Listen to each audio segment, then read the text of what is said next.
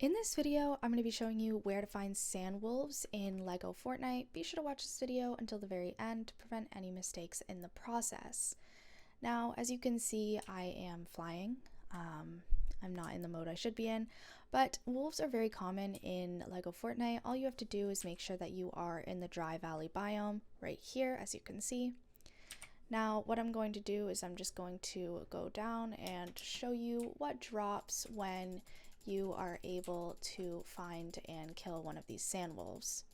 So as you can see, it drops some meat and a sand claw, which you do need for multiple things. They're really not hard to find, you just gotta go into the dry valley, but make sure you're prepared because there are a lot of different enemies, more difficult to actually kill than the sand wolves. But be sure to leave a like, comment, and subscribe to the channel. Thanks for watching. See you in the next video.